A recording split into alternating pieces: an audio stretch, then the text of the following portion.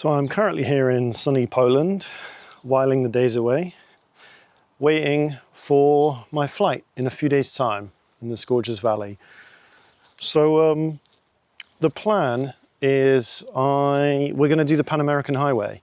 So that's basically driving from tip to tip in the Americas, all the way from the most northern point, sort of like northern Canada, Alaska, and making our way south all the way down to Patagonia, the southern tip of Argentina. We might even see if we can catch a Polar Express and get a boat over to the Antarctica. But for now, the plan is to drive the Pan American Highway.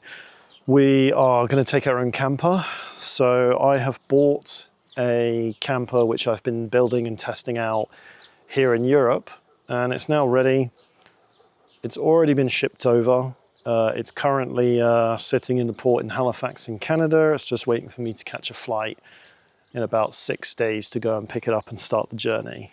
So a common question I get asked is, how long is it going to take? Different people spend different amounts of time on the Pan American Highway, but generally if you're hitting every country and maxing each visa out, people say that it takes between 3 to 5 years. As for when we're going to start this trip, it's going to be July 2026. Which is just a few days from now. The camper that I've picked to do it with is basically a Ford Ranger pickup truck with a slide-in truck camper module. And it's a pretty unique setup. It's not one of the most common kinds of builds people go for. People normally get like a typical motorhome or a van conversion or something like that. But I wanted something that was a little bit more capable. I wanted something that had four-wheel drive. I wanted low ratio gears. I wanted high ground clearance. Things like this, just so that we could drive in some of the places that typical motorhomes and camper vans can't reach. Another advantage is that because it's under 3.5 tons, I can drive it with a standard driving license. I don't need to get a different class of driving license to drive a larger vehicle. Being like a standard pickup truck means that it will fit in regular car parking spaces as well. So, you know, if I go into any cities and things where parking spaces are at a premium and everything, you know, it's pretty much regular car sized, so it will fit in just about any bay. The pickup was imported from Germany. I specifically went to the mainland in Europe to get a vehicle from over there because I wanted something that was going to be left-hand drive. And the reason why I want left-hand drive is because to complete the Pan American Highway, you have to pass through Central America, and Central America has 4 countries that are in a trade union called the CA4, and they do not allow right-hand drive vehicles in. So I had the choice of either getting a British vehicle that was right-hand drive and shipping around basically all of Central America. I'd have to go to Mexico and then ship from Mexico to Colombia or something like that.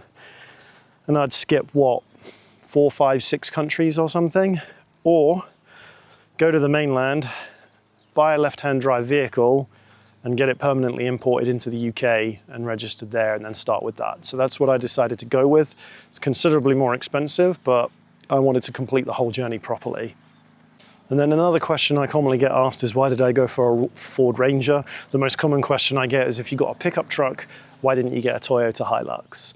So the reason why I specifically went for the Ford Ranger is, you know, when looking at vehicles, I had to factor in a whole bunch of things. Serviceability, parts availability, stuff like that.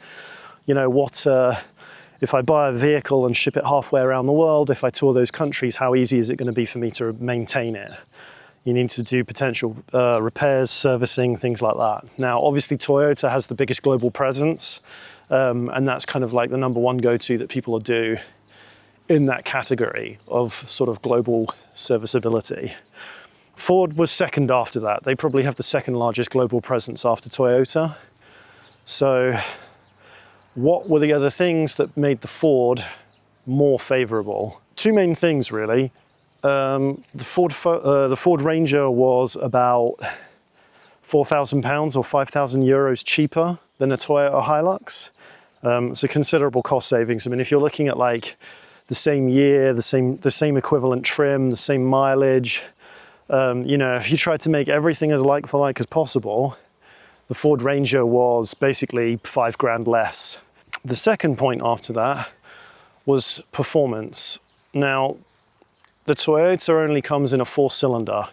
Depending on what year and what edition you get, you generally top out. I think the largest one they do is a 4-cylinder 3-litre. Now the Ford Ranger, on the other hand, they do a 5-cylinder 3.2 litre, and that puts out a hell of a lot more grunt than Toyota's 4-cylinder engines. And that matters when you come to a rig that's as heavy as ours, because obviously I've mounted a slide-in truck camper, I've added on all these accessories and all of our personal possessions that we need for the trip and any tools and things like that.